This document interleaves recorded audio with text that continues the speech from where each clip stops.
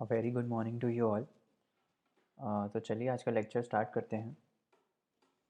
तो last lecture में हम ये देख रहे थे कि हम लोकेशंस कैसे डिटरमाइन करते हैं। वहाँ पे हमने ये देखा था कि लैटिट्यूड पैरेलल्स ऑफ लैटिट्यूड कैसे बनते हैं, उनके बीच में डिस्टेंस कितना रहता है और किसी भी लोकेशन को उसका डिस्टेंस हम कैसे डिटरमाइन करते हैं।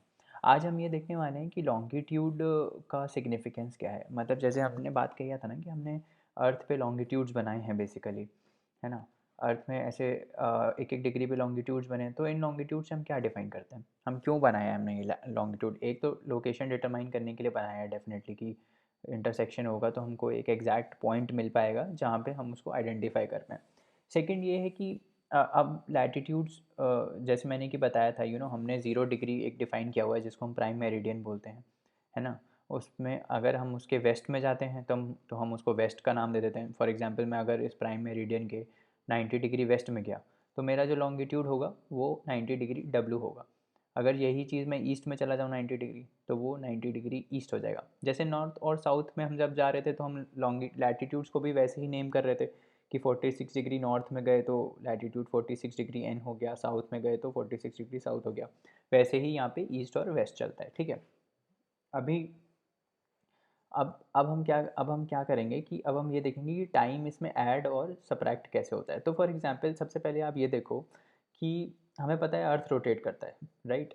हमें पता है अर्थ वेस्ट टू ईस्ट रोटेट करता है, मतलब ये ऐसे रोटेट कर रहा होगा। ऊपर से देखोगे आप तो एंटी क्लॉकवाइज रोटेशन है ना।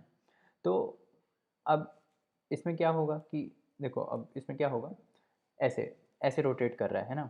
तो मान लो कि अ, मान लो लेट्स से कि मैं यहाँ पे एक पॉइंट ले रहा हूँ, ठीक है, और मैं यहाँ पे एक पॉइंट ले रहा हूँ, ठीक है। और मेरे को पता है अर्थ जो है वो वेस्ट टू ईस्ट रोटेट कर रहा है ऐसे, है ना।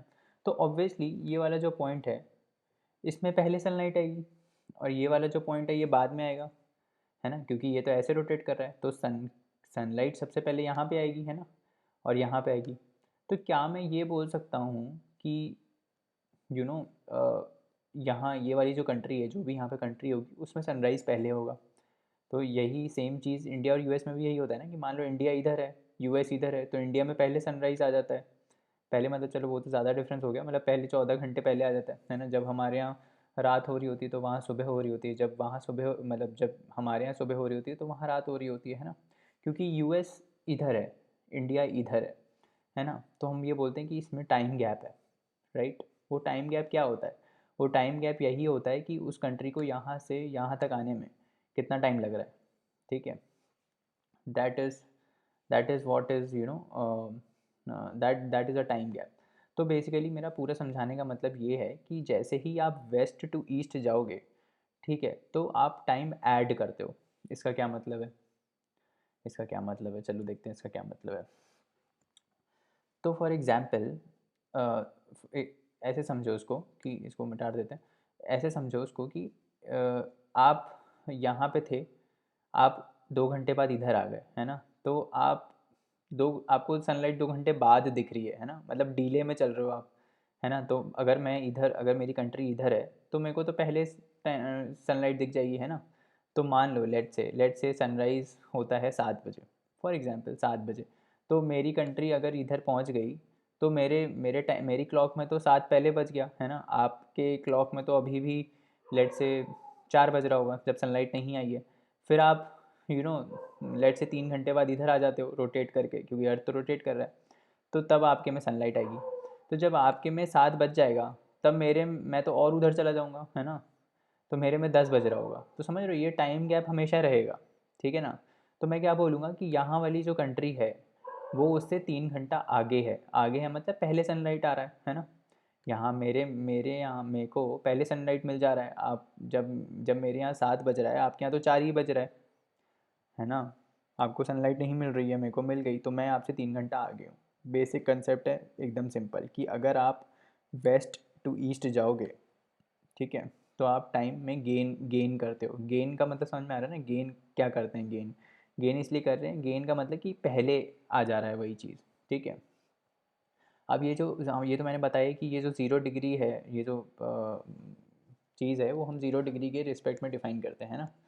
तो बेसिकली हम ऐसे डिफ़ाइन करते हैं इसको कि अगर for example let's say for example हम ये मानते हैं कि इंडिया जो है वो 80 डिग्री ईस्ट में है, ठीक है। फॉर एग्ज़ाम्पल मद्रास मद्रास अगर हम लें तो Madras is 80 degree east of prime meridian, ठीक है।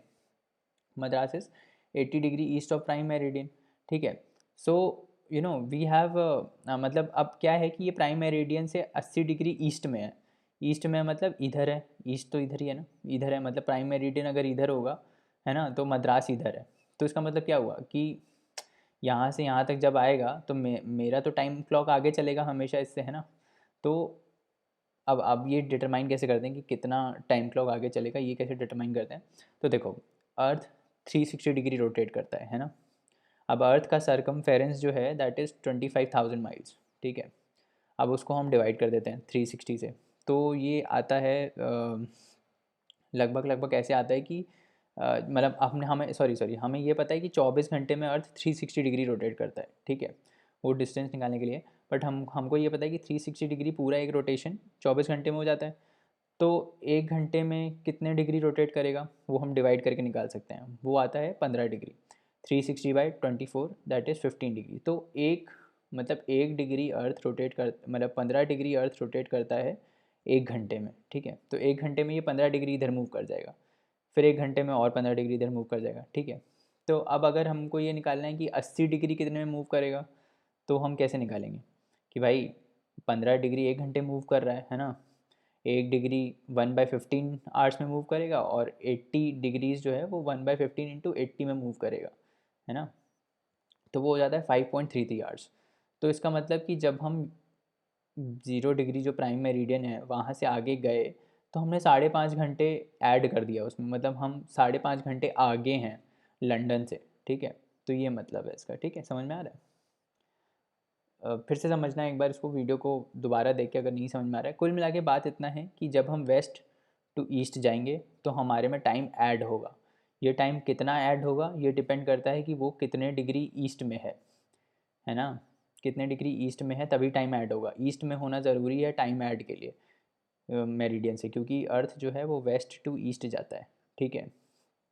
तो ईस्ट वाला जैसे ही हम प्राइम मेरिडियन से ईस्ट में जाएंगे तो टाइम ऐड होगा, ठीक है। अब देखते हैं अब कैसे होगा, अब आगे देखते हैं, ठीक है। तो हमने ये देख लिया कि 5.5 घंटे कैसे आया, ठीक है। हम समझ गए कि 5.5 घंटे कैसे आया कि जो मद्रास है वो 80 डिग्री ईस्ट में है। अब ईस्ट में है तो इसका मतलब है कि टाइम ऐड होगा। अब टाइम कैसे ऐड होगा, हमको ये पता है कि 1 डिग्री जो है वो 1/15 घंटे में मूव करता है, ऐड होता है ना। क्योंकि हमने देखा था कि 15 डिग्री जो है वो 1 घंटे में मूव करता है अर्थ। तो 80 डिग्री कितने घंटे में मूव करेगा, वो आए थे 5.5 घंटे लगभग लगभग, ठीक है। तो ऐसे हमने निकाल दिया कि मद्रास जो है वो 5.5 घंटे आगे है लंदन से, ठीक है। तो चलिए आज के लिए इतना रहने देते हैं, नेक्स्ट लेक्चर में देखेंगे और थोड़ा डिस्कस करेंगे।